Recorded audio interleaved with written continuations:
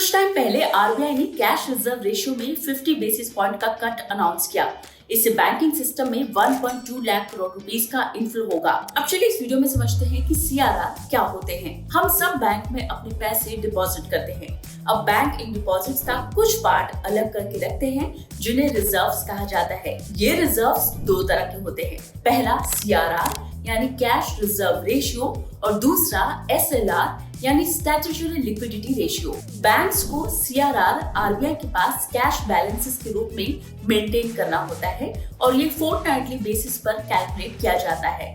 Banks को CRR पर कोई इंटरेस्ट भी नहीं मिलता है। अब ये सीआरआर कैलकुलेट कैसे होते हैं? If the CRR rate is 4% and the bank has a total deposit of rupees 1 lakh, it will have to set aside 4,000 rupees as reserves. वही एसएलआर को लिक्विड बॉन्ड्स जैसे गवर्नमेंट सिक्योरिटीज एंड गोल्ड के रूप में maintain करना होता है।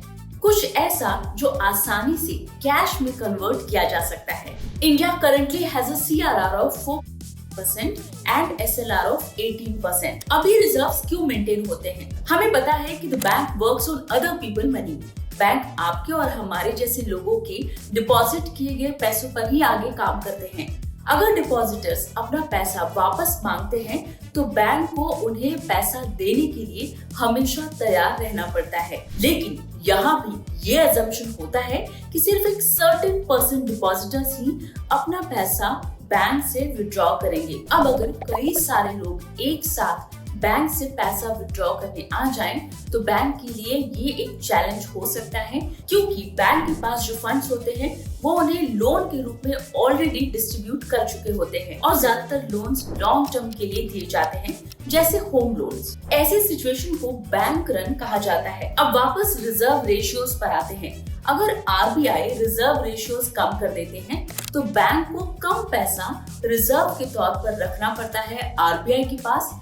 इससे बैंक्स के पास फंड ज्यादा बढ़ जाते हैं जो वो लेंड कर सकते हैं और ये मनी सप्लाई को इंक्रीज करता है। तो अब रेट कट का क्या होगा? कोटक सिक्योरिटीज की रिसर्च टीम के अकॉर्डिंग हम ये उम्मीद करते हैं कि आरबीआई रेट कट साइकिल को फरवरी 2025 से शुरू करेगा, जब उन्हें ग्रोथ मोमेंटम के वीक होने की क्लैरिटी मिल जाएगी, फूड प्राइसेस शॉक्स कम होंगे और डॉलर की मजबूती की वजह से एक्सटर्नल बैलेंसेस पर क्या इम्पैक्ट देखने को मिल रहा है ये समझ में आएगा। So we maintain our expectations for a rate cut cycle of 75 basis points.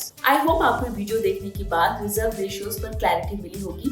अगर वीडियो अच्छा लगा है तो प्लीज लाइक एंड शेयर करना बिल्कुल ना भूलें। For more such informational videos, please subscribe to Kotak Securities YouTube channel and hit the bell icon. Thank you for stopping by. I'm your host Indu Chaudhary. Investments in securities market are subject to market risks. Read all the related documents carefully before investing.